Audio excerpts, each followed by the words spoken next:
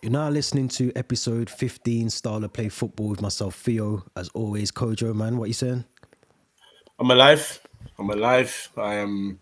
It's been a nice week, not stressing about watching my team play. So it's been all right. Man. It's been all right. What are you saying? Listen, I was stressed up until Tuesday, and then we put in the Mm. performance of all performances against Aston Villa. Do you know what, though? I'm the one person that was probably frustrated and angry and upset that we beat Villa 3-1. I'll tell you why Right. quickly.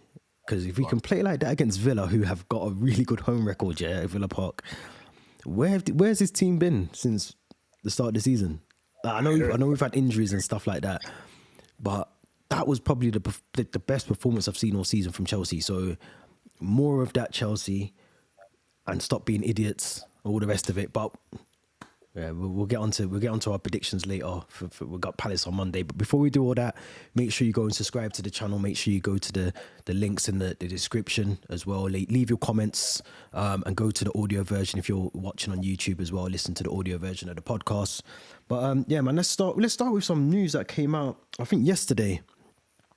How they're trying to ruin the beautiful game, man. They're trying to ruin the beautiful game again. Introduction of blue card, which I think is a new ruling that they're going to hopefully trial. I don't know if it's going to be in the Premier League or English football, but I know they're trying to do it in a professional game of some capacity. But a blue card will be introduced for cynical fouls, and I think dissent as well. Referees will have the control of how and when they use this card. I'll be honest, it's not for me, man. It's not for me. What's your thoughts on the blue card possibly coming into English football? Even not just English football, European football. I think it's a nonsense, personally, because now you're going to have another discussion of what constitutes as a red, a yellow, and whatever blue card is supposed to be. I think it's a nonsense. You've got a system that has worked. I'm not saying things can't change within the sport. The game evolves all the time, but things were changed, in my opinion, because there was maybe an idea of a fault behind it. Like the offside rule has never been clear and concise. Every year there's that's something new, something different. The VAR came in and so on. With this one though, yellow and red cards work because everyone knows what constitutes as a yellow and constitutes as a red. With VAR now, if you see a challenge and at first you think it's a yellow card, then you get a replay and it looks like a red card, then you give a red card. So at least you still know what is yellow and what is red. Adding the blue card is basically telling someone that they can tell the referee to F off on multiple occasions, but sit on the side for 10 minutes. So what if they come back on the pitch and cause dissent again, or against a situation where they cause another physical foul? Is that a red card? Is that a yellow card? Is the blue card before the yellow card? Is it after? It's just there's so many things that they're gonna have to answer, and I just don't think it's necessary. I don't think it's needed. And one thing that annoys me as well is that football seems to be the only sport that continues to have to try and take things from other sports to make it better. We don't need rugby type simbins. We don't need that. We don't need that. You've been talking about that since the 2000s. We don't need it. It's not necessary. Rugby has that for their purposes, and that's fine. Football is a yellow red card situation. Football is as what it should be. We shouldn't be copying other sports and make it like rugby, to make it like this and that. The only thing I'd ever accept, which I think I told you about, was obviously in tennis with the line technology, Yeah. the ball bouncing around, all that stuff. I can hold that one because I think that would work nicely. So now this instead of having goal line technology only, situation where it's Newcastle Arsenal, you don't know if the ball's gone out, you have the technology to do that. If it works, I'll be happy to see that. Anything else, I think you're taking it too far, man. What's next? Are we gonna do time out like basketball? Are we gonna say, Is it have coach right there say, "Hey, come back, let me talk to you, man." What are we doing, man? What are we doing here? Liverpool game's dying, man. Liverpool game's dying, man. It's sad. It's sad to see the way that the state of affairs is happening in football, because I agree with you 100%. I think, the fact that we can't even get things like VAR right and I've just been reading, so which I'll talk about in a minute, but we can't get VAR right. We can't get the right calls made when it's is it a yellow? We still have that debate, is it a yellow, or was it a straight red, or should it have been a yellow card? We still haven't really mastered that bit of the football, and I'm not saying we should. I think sometimes a referee should be allowed to make the choice what he thinks is a yellow, what he deems is a red.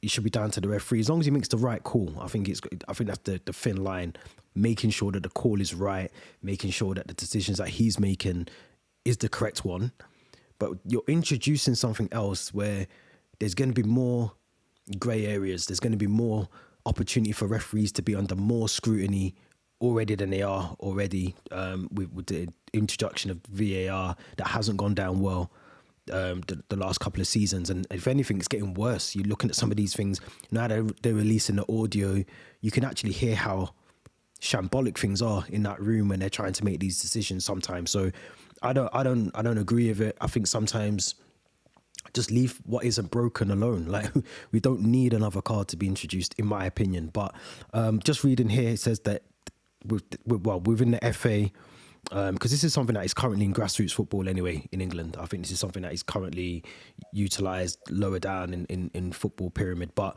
there is no expectation that this will be brought in for the Premier League next season, but there is an expectation that it will and possibly be tried at the FA Cup in the men's and women game next season. So to me personally, that is probably even worse, actually. I don't know, because, you know, imagine you're a lower league team, you know, you're heavily reliant on, you know, the FA Cup money. You get to go to Old Trafford, or you get, you know, Old Trafford comes to United come to you, or whatever. You know, you get one of these the biggest moment of your career. You're playing in National League, or you're playing in League Two, or whatever. You go to Anfield and you get sin-binned. You get a dissent. There's do you know what I mean? Like, it takes away from the game, in my opinion. What's your thoughts on it being introduced possibly for the FA Cup? I don't see the reasons. I just don't see the point, man. Honestly, they're doing this because literally they're doing it because, for them, with all due respect, the lower clubs are lower value to them. They're not gonna just drop it on the biggest league in well, probably in Europe, if you want to go that far. So quite frankly, that's their idea. I think it's silly. If you must trial it in an event, I would say trial it in the League Cup, because that holds least value than the FA Cup. The FA Cup's your oldest competition. Don't say that, man. Don't say that we're in the final. It means a lot to us. Believe us. Oh, don't say that, man. Come on, hey, what man, are you doing? we won it recently, so I'll hold that as well. You know what I mean? But I mean, obviously, in terms of comparison, No, I know what you mean, FA man. Cup holds much more value in it. So, you know, yeah, I just think I just can't get on board with it, man. I can't get on board with it. Now that you mentioned it in grassroots, it doesn't make sense. I think I've seen it before, and I kind of just stood there like, is this a timeout? Yeah. It's crazy. That's what it is. I just don't think it's necessary. But yeah, you know, for example, that means, for example, I forget what game it was. I think it was a Liverpool game where Curtis Jones screamed at the referee to F off, or the linesman rather, to F off. So that kind of thing you'll set out for 10 minutes for. These are the kind of things that are normal in the game. Yeah, he's taking away the passion of the game. Yeah, so what you're saying is potentially you could be having at least 4 or 5 sin bins a game. I don't think it's necessary. But I mean, just to look on the other side before we move on.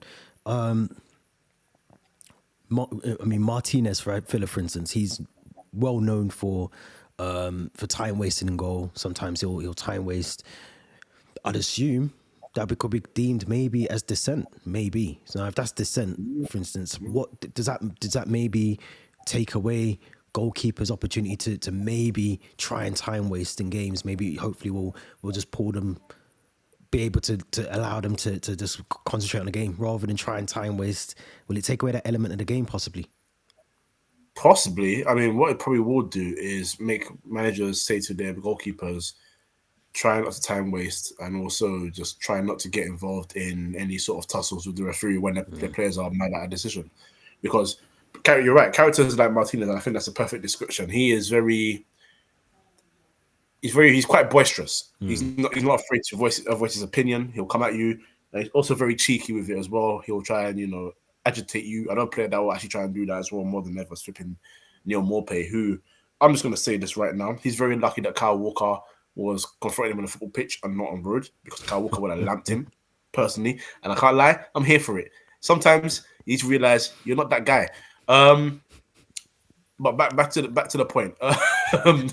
You're not wrong. You're not wrong. I've been waiting for a week to get that off my chest, but it was just angry with me. I can't lie.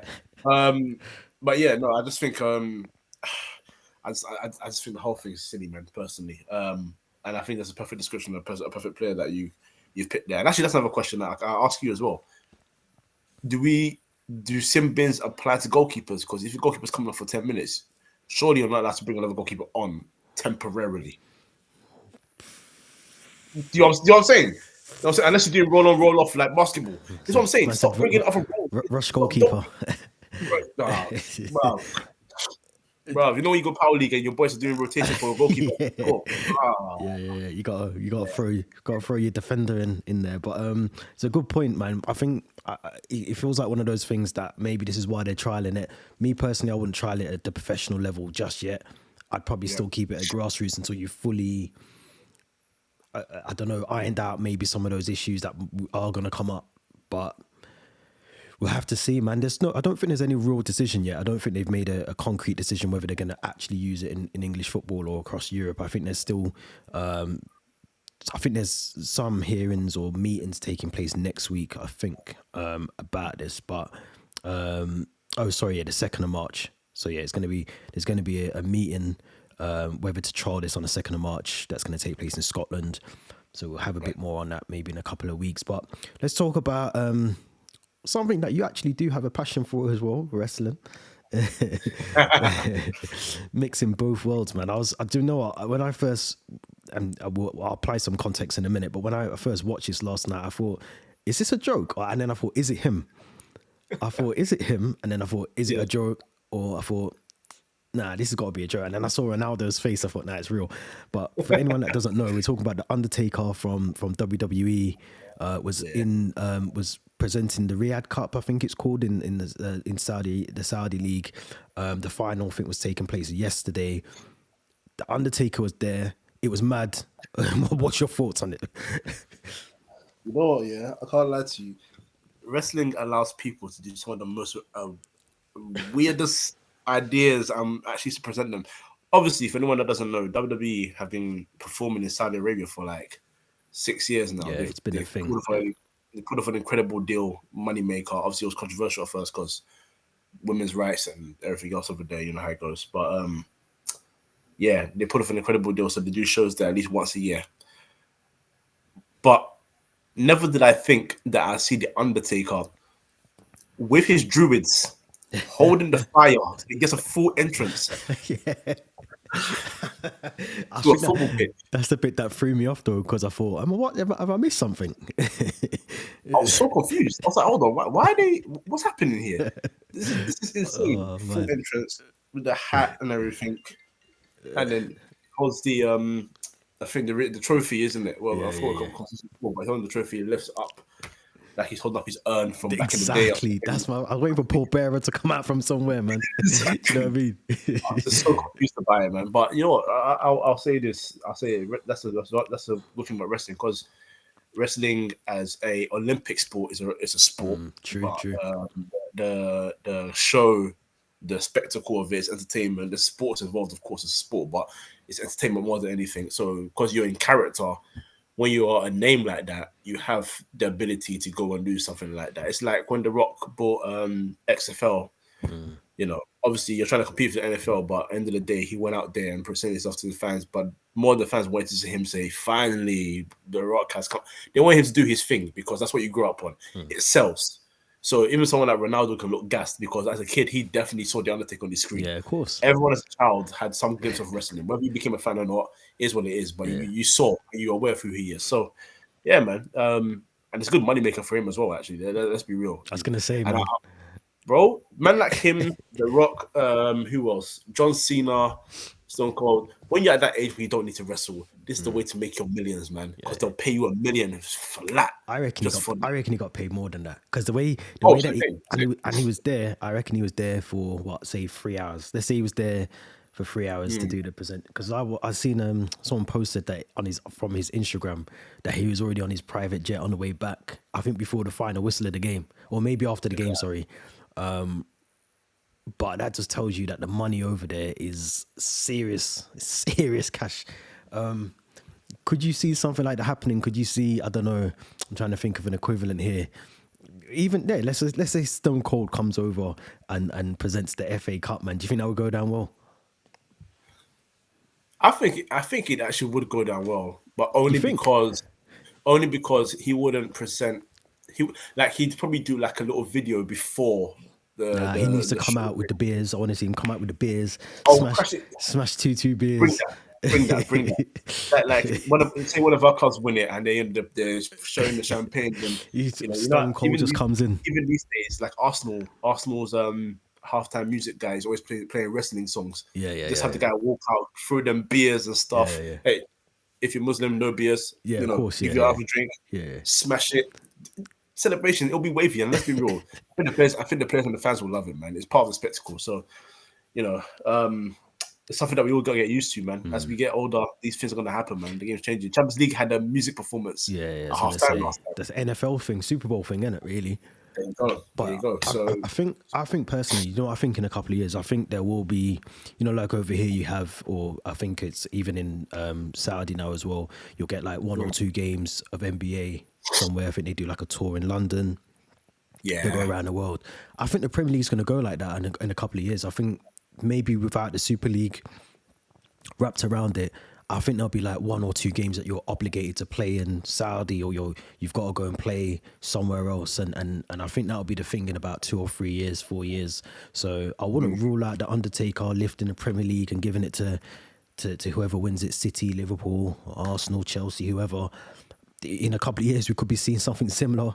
A John Cena coming out, The Rock coming out to lift up the Premier yeah. League, man. So gotta hold that space, man. Gotta hold that space. But talking about something I spoke to you yesterday as well, very briefly, but in one of my WhatsApps, or two separate ones, is two separate conversations. But we was talking about some of the players that we've got to see live, and people banging out like Messi and da, da, da, and that. I've never watched Messi live. I've never seen Messi live or nothing like that. But we was talking about some of the players, not that they're not like Messi level. Do you know what I mean? But just players that maybe we've forgotten about. Like my one, for instance, was Adriano. Like I got to see him when he was at Inter Milan, and he was cold, man. He was one of the coldest players. It was in a preseason game against Aston Villa. Would have been like 2007, 2008, them kind of times, I think. And Okay. Adriano was cold. He was one of the coldest players. Like I remember him on Pro Evo, and his pace was like 99 or something mad like that. But to see him live was cold. And just other little players that like you think. I remember even Diego Costa, and Eden Hazard, watching them live for the first time. Like, when you watch them on TV and you think, oh yeah, they're good. But when you see their runs and the thing they're doing live, and nah, man, they were cold, man. But have you got any players that like you think, I'm glad I got to see them like live in person, that you can remember? Yeah, so the obvious ones for me will be Ronaldo and Messi. Yeah. Because I got to see Ronaldo not when he came for his second return. I got to see him in his first In run. his prime. Yeah, and Prime. that Ronaldo, that was Ballon d'Or. That was winning Champions League year. Going on Yeah. to win the Ballon d'Or year. Ronaldo. That one was that was ridiculous. Messi. The reason why I wouldn't put Messi there is because even though I saw him that day, he was. I mean, it doesn't mean he was bad, but it was just on cruise control. It was a very easy day for Barcelona at Old Trafford. It was one of those walkabout games. One of our more recent Champions League games against them, second leg ones, where I think everyone remembers when Nou Camp and De Gea had a horror show. Yeah, so I saw him at Old Trafford, and he didn't even like attempt many dribbles. He just sort of passed the ball around the middle of the pitch. It was just a casual day. That's crazy to think Champions League, innit? Yeah. Shout out Man United for that one. But yeah, other than that, if you want to talk about best player, I'm a sucker for the intelligent players. Yeah, So same. I'll give you two names. Juan Mata. Yes, watched him. Nice player. Guy is just the brain is just ridiculous. Unbelievable. You're watching them. You're just like, how did you even think about getting there in the first place? How do you see that pass? It's crazy. But Fabregas was like that as well. Oh, you saw Fabregas live, of course. Yeah, Chelsea. Fabregas was one of them where before he's even got the ball, a bit like Scholes. I remember Scholes was the same. But when Fabregas got the ball, some of the things that he was doing with the ball, like there's some intricate passing. Nah, man, he was one of the coldest. Monster. And this isn't in a match, so I don't know if I can claim it. But when I started my coaching journey, I was lucky enough to work with Arsenal in the community, Mm. and they allowed us to go watch some training for the under 18s and the first team. But if it was first team, it had to be like far back, almost as far back as the media. Yeah. So I got to see Terry retrain when he's come back. Okay. Uh, Wow. it made sure I'm an Arsenal fans to know that Man United fan was in tennis when he scored that comeback goal against Leeds. May I also add, I got that ticket for free. So if you paid, shame on you. Perks of working for the club. But yeah, I'd put Mata. I'll try and avoid the obvious too. I got Mata and Henri for me. Yeah, man. My other one was Ronaldinho, because he was another. He was Where did you see him? that was he scored that good goal against us. Like what year was that now? I'm gonna have to find what year Was that it one was. when he twisted his foot? Yeah. And he just like You saw that. that live? Yeah. I was there, man. I was there. And I mean, that game was painful. But Yeah. he was cold. And then I nearly got an opportunity to see him again, but he'd retired. This is when he was doing those kind of like he just turns up Legends games kind of things. I nearly got to see him again. And I was watching a YouTube clip of him recently, and he's still got the techers. Like, he is one of the most gifted footballers. And this led on to another conversation that I was having in a group chat. But he's one of the most gifted footballers of our generation. I know people talk about Messi, they talk about Ronaldo. I might not for the numbers, because this is where we got in our argument in the WhatsApp, yeah. But not for the numbers, because we can't talk about numbers. We can't compare numbers with Messi and Ronaldo. Like, that's just stupid. But I'm talking about when you watch football with your eyes and you watch the player. Yeah. Ronaldinho is probably in that conversation, and it caused a debate. But I want to get your thoughts, because we were talking about the best Brazilians, then people started bringing up Kaká, people started talking about R9, Rivaldo, Romario. Someone even tried to bring up Pele, but then I was like, you can't bring up Pele because you didn't even watch Pele. Like, you're my age, do you know what I mean? So I didn't even get to see Pele, so I can't bring him up. I know he was a good footballer, but I can't say that I watched him. Yeah. Do you know what I mean? Like, but who would you say is? I'm not even saying like your top Brazilian. I'm not. You can't pinpoint one, because everyone's got different things that you're looking at. Like, if you're talking about goals, then you might bring up a Ronaldo, like an R9, or do you know what I mean? But if you're talking about like overall footballer, who would you say is probably in our generation one of the best, or the best? I still go for Ronaldinho.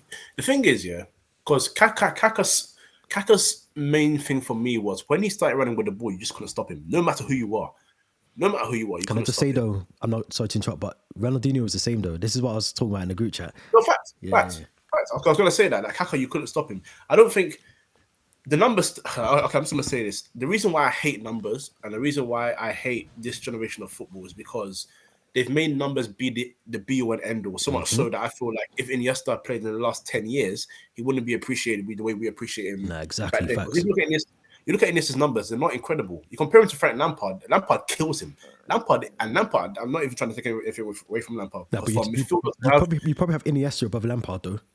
that's what I'm saying. Do you know So I what I was mean? going to say it's ridiculous, in my opinion, for a midfielder to have that volume of goals. Lampard's goal record is ridiculous for a midfielder. Whether you want to call him attacking midfielder or centre midfielder, he could play both positions, whichever role in those positions, and he would kill it. Yeah. His numbers are ridiculous. So I'll never ever. But the reason I use him as a reference point is because when you have these discussions, not one person will put Iniesta up below Lampard. But then you start looking at numbers Yeah. for Ronaldinho against maybe Neymar, for example. Yeah, he's And stupid again, though. we're not taking anything away from Neymar. Neymar's an incredible footballer. But if I'm looking at my total package and what I like and what I prefer Ronaldinho by a long shot. And that's to many players that I've seen in this world. I prefer Ronaldinho as in a Zidane to Messi and Ronaldo. I know what Messi and Ronaldo can do. That's Cristiano Ronaldo and even R9. I know what they can do. I've seen them. It's been magical. But for what I appreciate from footballers, those two gave me the magic that just blew me out. It caused me to just love the game. That's why I love to watch it. So numbers mean nothing to me. I'll be very real. Centre midfielder is not getting more than 10 a season means nothing to me. Yeah, If you're a winger and you don't get 10 goals, I don't care. You don't need to be Mohamed Salah. David Beckham would score about 10 to 12 a year, and that was fine because David Beckham was doing what David Beckham needed to do. You know what I'm saying? Trent Alexander-Arnold's assist numbers are fantastic, but I also prefer my defender at times to defend. be able to defend first before scoring. And he's not a terrible defender, but he's not as good as defenders like I'm not saying he's on the same level, but Ivanovic or Neville or Lauren. Like, you know, I'm not saying you put Lauren next to Trent. It's just as a defender in that position, he was better defensively. It's true, but he also contributed going forward. That's a lovely skill. So yeah, that's where I stand on it, man. But Ronaldinho is my favorite Brazilian by a long shot. By a long shot. I don't put anyone next to him personally. I see a lot of people will say Neymar in it, and I get it. I think for me, and I hate saying this because people go, that's like, I always say this by default. This is why I say it every time I talk to someone. Ronaldinho was coming up against some better defenders, you know, like the defenders that these men were talking to, having to come up against. They were like world-class defenders. And I'm not saying that, I'm not saying that we don't have world-class defenders now. I'm just saying that the game's changed as well. I'm saying that. Well, I've said it before, and this is where people go, that's your default response to things. But it's facts. Facts are facts, man. I can't change them. I'm agreeing with you. 100%.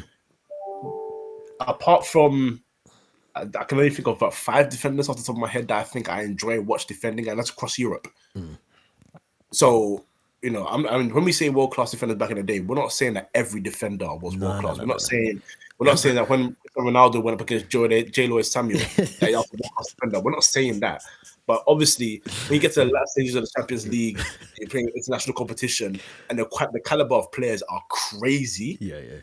That's what, you know, when Porto won the Champions League, everyone was like, how have Porto won it? But then you saw Deco, Ferreira, Cavani, you saw these guys, and they went elsewhere and they still killed it. That's how they won the Champions League. That's levels. That's what I'm saying. Okay, so that's how we see it. That's just how we see it. It's what it is. I get the argument. I get the argument for Neymar, though. I do get it. But if we're talking about just goals and assists, and yes, he's got the skill. But for me, Ronaldinho was different, man. And I can't even be bothered. It's very ignorant of me to say this, but I can't even be bothered to try and explain it to people that don't understand it. Do you get what I mean? Like I can't be bothered because I do it too often. But I'm telling you from now, if you go back and watch some of them games, Ronaldinho was different to Neymar. Neymar, you want to get goals and you want to get assists and this and that.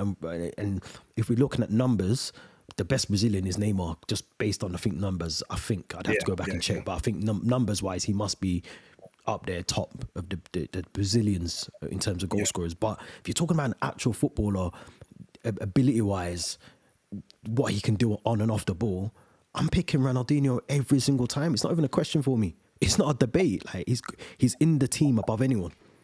Yeah. Simple. In defense of Neymar, not to put him on the same level, I'm with you with Ronaldinho as well.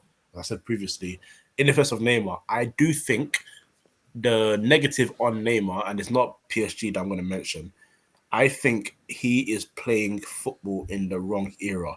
He started 100%. Started in just about the era where people were still because like a player like him, with all the ability he has and the skills that he does, he's hated for that. Whereas we grew up loving the entertainers because the entertainers also provided moments and goals and this and that and the other.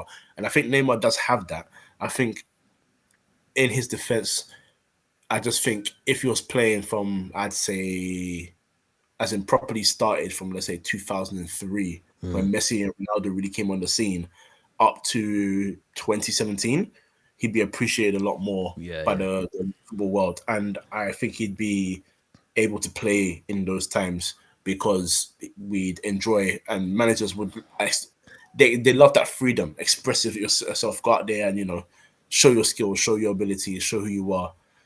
But yeah, I'm sorry, it is what it is. I just think when you come to level of competition in terms of opponents, caliber of players, and here's one thing that people don't forget, they tend to forget that as well about is when you can be a standout, and this is the magical thing about the Brazil standout team because Cafu was a standout, Ronaldinho was a standout, R9 was a standout, Rivaldo was a standout. Hell, Gilberto Silva was a standout. Dida was a standout. These guys are standout players. Lucio, we can go on and on and on. Roberto Carlos didn't even get to left back yet. Like, these are standout players. Whereas in this generation, forget about Dunga. Come on. You know what I'm saying? Whereas in this generation, it's like you look at Neymar as the man, and everyone else is almost like Yeah, You yeah, know yeah. what I mean? So it doesn't help their cause, but yeah, Ronaldinho for me, man. That's my guy. That's my guy. My second favorite Brazilian is actually Gilberto Silva, Oh, personally. really?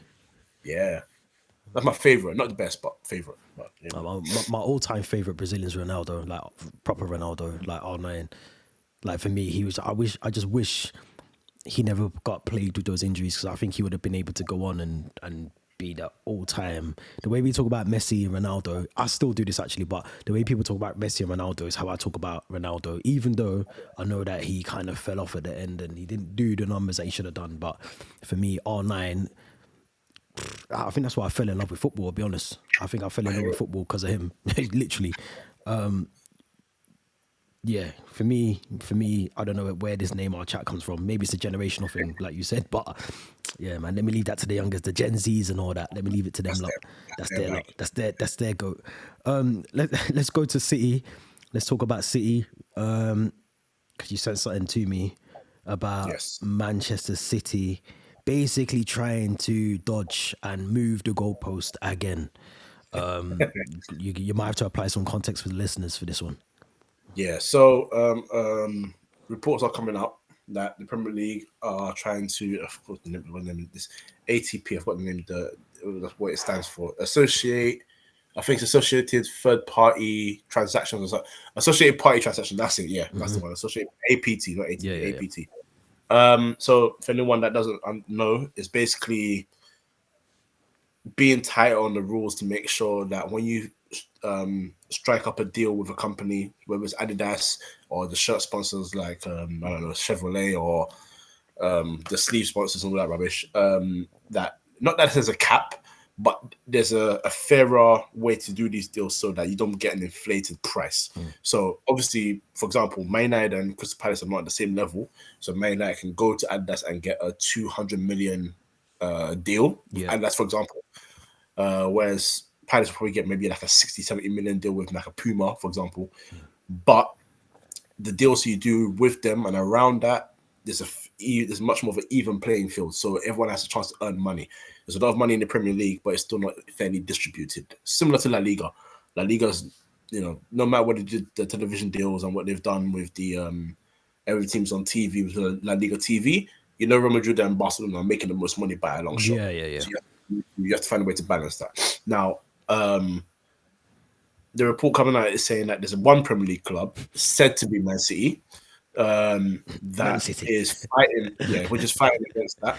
And for anyone because that when they say there's a Premier League club said to be Man City, that says it's not a guarantee. However, if anyone goes back a couple of months, when this was first mentioned, Man City publicly were opposed to the idea of it in the first place.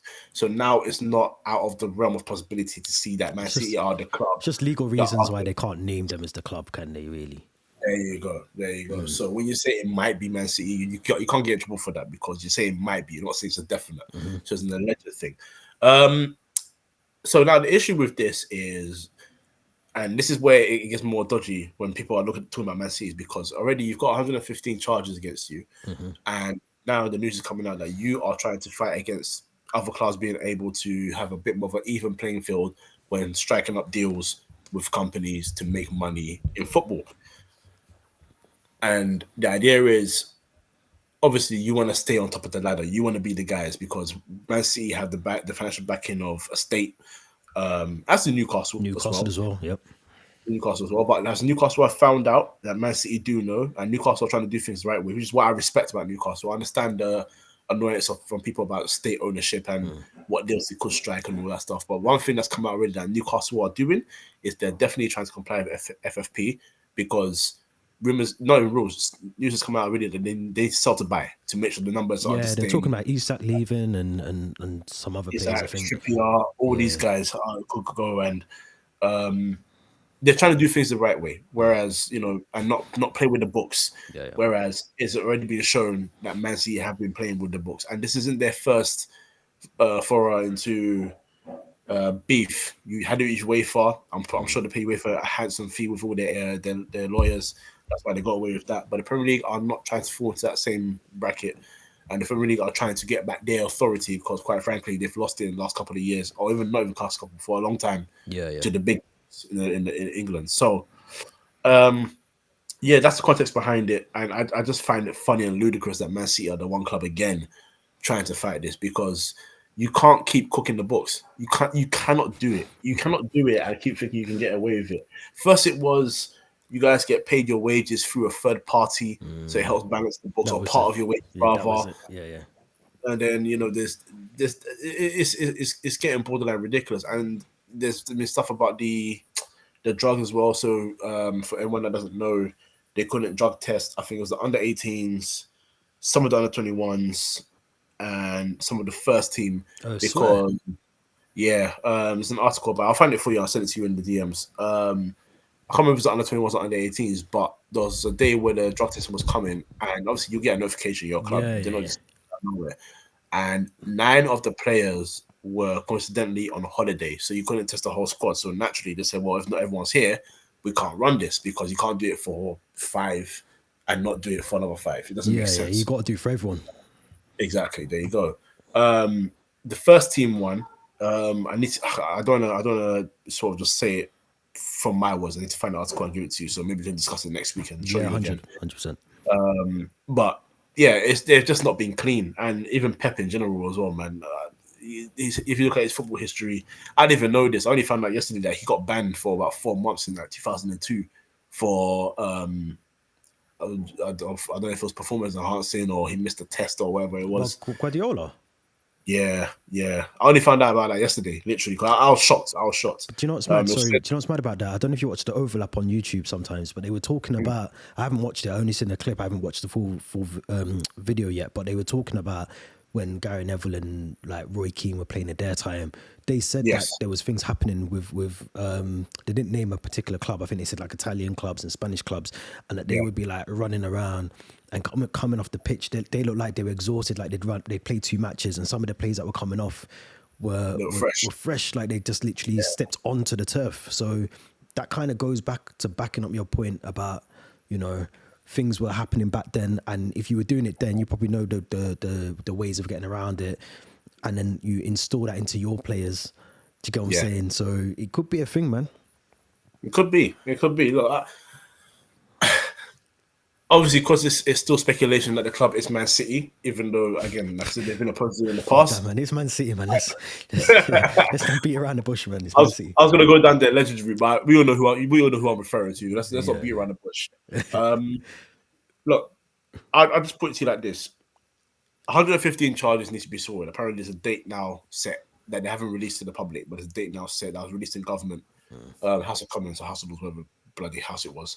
That they set a date and they're gonna talk about the findings and deal with that was necessary. So they're gonna do that. This is another spanner in the works, and it's not good news for Man City that it's been released that it could be about them or it is about them, because that throws further doubt onto why you're trying to why do you think it's bad that the Premier League are just trying to give other clubs a fairer chance.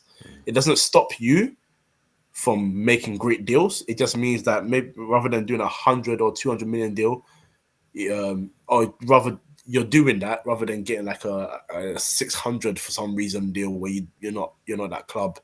You're not even the biggest club in the world, but you're making more money than Real Madrid. It's all very weird. It's just very weird stuff. So yeah, look, let's see what happens with the findings. Let's see what goes on. This is another weird one about them, but it's just nice to know that my club are not one of them.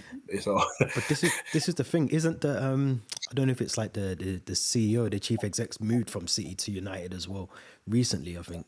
So yeah, it so tells he's you moved. He's moved. Yeah, it tells you that something is either about to come out, or he knows something that could be he doesn't want to be associated with. Do you know what I mean? Like, he knows for a CEO to jump ship like that, it tells me that there's something that is about to come to light that he doesn't want to be kind of associated with. But they're not the only club. I mean, Chelsea's another one. You know, you think about the dodgy dealings that we've done. We found loopholes. Infinite Athlete, I think, is our sponsor. We only got them mid-season. It's only a year deal as well. So it kind of tells you that there's things going on there. So I think, me personally, I think it's a good thing for an even playing field for all clubs to be able to financially gain correctly.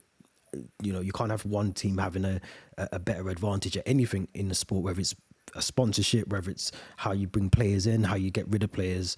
The whole thing last summer was about certain clubs being associated with the Saudi state-owned clubs and selling some of their players over to them. Do you know what I mean? It didn't sit right with me when we were selling Kante, Koulibaly to all of these clubs in Saudi when we kind of had an affiliation with them. So at the time I was happy because we needed to get them off the books. But when you look at it in hindsight, obviously it's a bad thing for the club in retrospect because it's going to come back at some point to bite you on the bum. I generally think there's going to be a Netflix documentary in 10 years, and it will be a documentary that will showcase a lot of what has happened in the last 20 years. Maybe not just in the Premier League, but across the European leagues as well. It's good. There must be so much that happens across clubs up and down the country.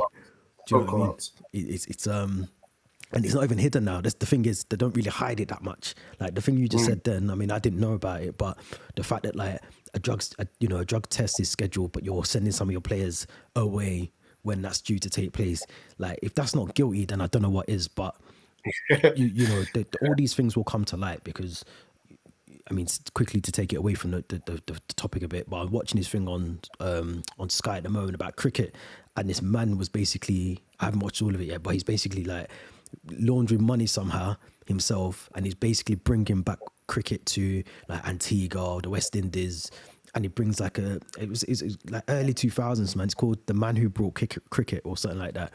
But it just goes to show that this documentary came out recently, or like the last 2 years or so, but these things were happening 20 years ago nearly.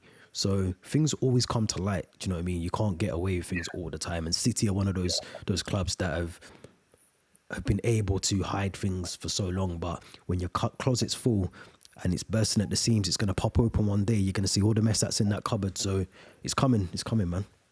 Absolutely. Listen, I can't wait. Look, football's been corrupt for a long time. I'm sure Man United have done some dodgy deals in the past as well through the Glazers. I mean, everyone knows about our debt and how they've done just ridiculous things with it, but somehow spent money. It doesn't make sense. But this is what this is here for. The Premier League needs to be of authority again in its own league. It has to be. You can't be chucked around like how Real Madrid and Barcelona can play with La Liga as well, and how Juve were just doing criminal activity. And let's be honest, even with Juve, they only got punished because it became such a worldwide scandal. If they had a way to sweep under the carpet, it would have been. They would have done. Absolutely. So, it's just right for football. People might not like it, but at some point, it's like you said, it always comes back to bite you in the bum. So, whether you like it or not, if Man City have been doing misdemeanors, and again, I'll say this for the last time, 115 charges. If you're not guilty of one, you've passed the biggest case of all time. You're guilty. You're guilty. The OJ Simpson effect. Facts. You're guilty. So 115 charges. You've done something, man. You've done something. So let's see what happens there, man. Interesting. Oh man, that's funny. Let's move on to the weekends. We're going to do quick fire predictions. Let's move over to the weekend's football. Some really good games coming up. It all kicks off, I think, on Saturday afternoon. Man City at home to Everton. Quick fire predictions. Who's going to win that one? 3-1 Man City. Yeah, I was gonna go 4-0. To be fair, 4-0 City on that one. Luton, Sheffield United, Kenilworth Road. Luton to Sheffield 0. I reckon it's going to be 0-0. I'm going to go 0-0 for that one. Wolves at home, Molineux to Brentford, who look like they're in that relegation battle. They are. You did call that last week, actually. Sorry, you did call that last week about Brentford. Just watch, because the sign. So Solanke has gone a bit quiet again. He's not completely quiet, but it's starting to slow down a little bit, and they're heavily relying upon his goals. So I'm just watching them very carefully. But this game, I'll go 1-1 draw. I'm gonna go 2-0 Wolves on that one. Fulham versus Bournemouth. Fulham at home, Craven Cottage.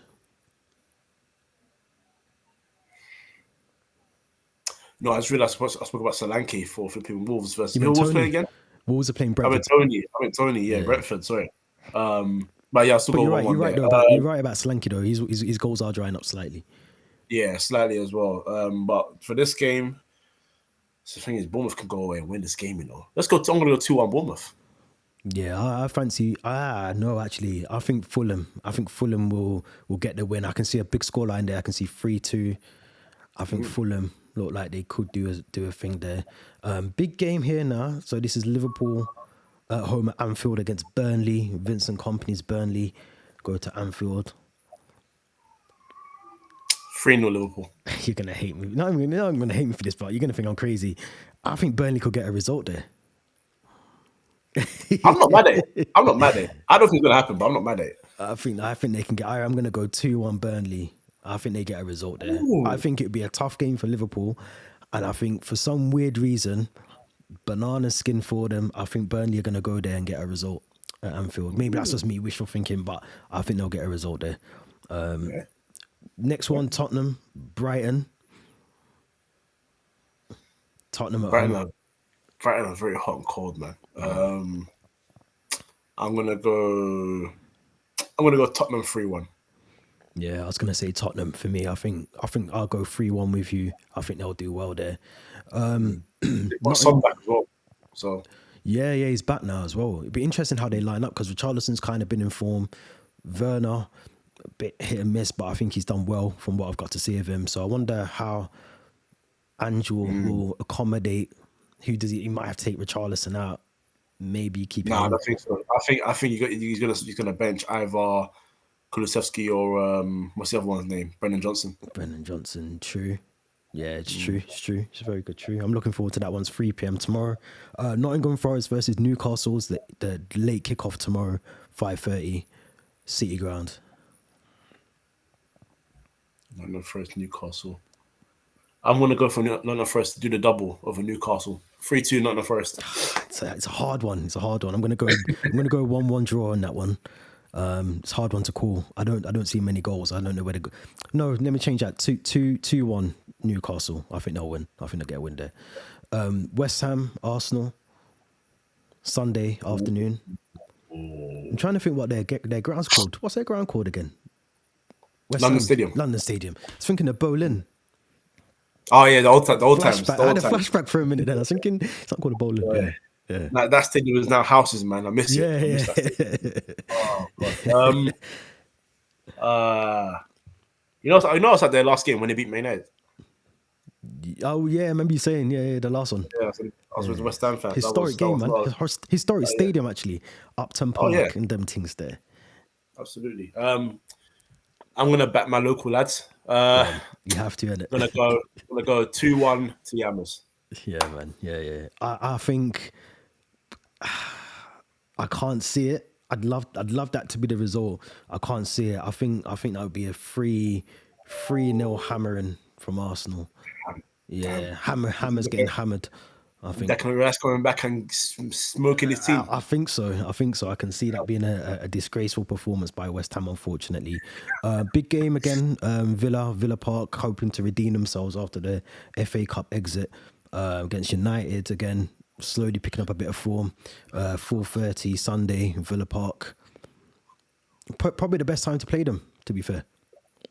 I would say that, but I don't know with them because obviously Newcastle spanked them at Villa Park, but then their next game at Villa Park they smashed whoever it was again, and then you went and just destroyed them 3-1 in the cup game. Yeah, they beat Sheffield United, and I think like 5-0. I think or was it yeah, Sheffield that was United? it. Yeah. All right, you know what I'm gonna do? I'm gonna go 2-1 Man United. Have some faith, man. Man's and ahhing, man. Have some faith in your team, dog. I'm starting to grow my faith, but the big thing is that we just lost Lisandro Martinez. Yeah, he's out for like 2 months, I think, isn't it, or something mad? Yeah, it's a big loss, big loss. We'll see, man. We'll see, but I'm waiting for that. 2-1 Man United. 2-1 Yeah. I think you'll beat them. I think they're very up and down. They've got a really good record at Villa Park, but I think you'll do well there. I'm gonna go 2-1 United. I'm gonna go 2-1 United as well there. The last game, Monday night, it sees Crystal Palace versus Chelsea. Selhurst Park. Yeah, man. What's your thoughts on that? Yeah, Crystal Palace 1, Chelsea 4. You reckon 4? And yeah, the reason I say that is because no one's really talking about it. But what's their called? What's the name? Crystal Palace are in disarray, man. They are not in a good place. The fans are pissed.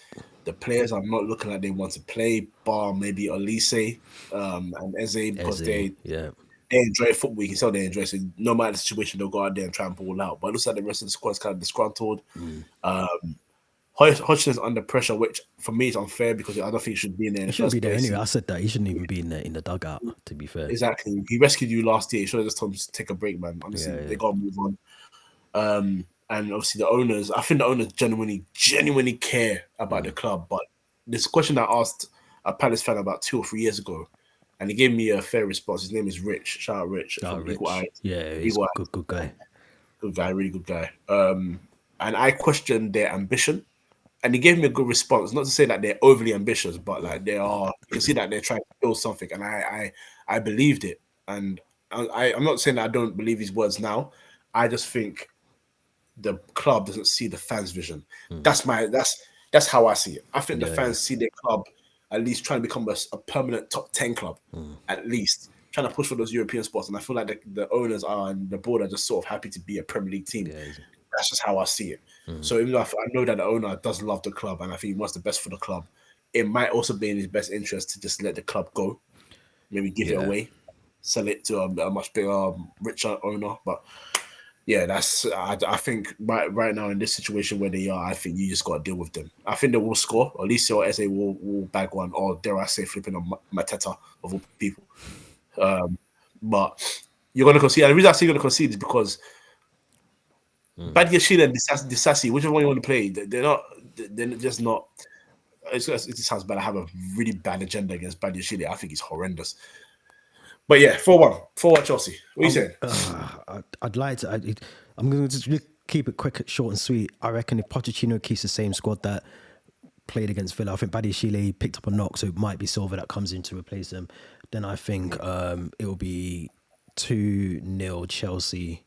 I think defensively we should be okay. I wouldn't be surprised to see us in the back three with the 2 wing backs as well, because he trialled that slightly against Villa for like 10 minutes.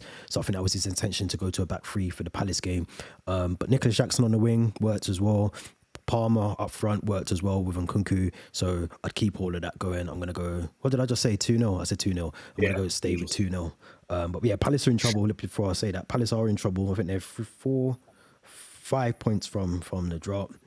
And the likes of Luton, Brentford, both have a game in hand as well. So they need to try and get a result against us on Monday. So very worrying times for Palace at Selhurst Park, man. But yeah, man, as always, appreciate anyone that's listening. Appreciate anyone that's tuned into the video. Make sure you leave your comments. Don't forget to like the video, subscribe to the channel. I see a lot of people watching the videos, but they're not clicking the subscribe button, man. It's a little tap on the subscribe for us, man. That's what it takes, man. That's what it takes. Half a second, do you know what I mean? So appreciate everyone that's doing that so far. If you're on the audio version, again, we appreciate everyone that's on there as well. Keep tuning in every week. Follow the social accounts as well. Kojo, as always, man, pleasure. We'll be back, man, next week with another episode. So until then, have a good weekend and we'll be back soon, man.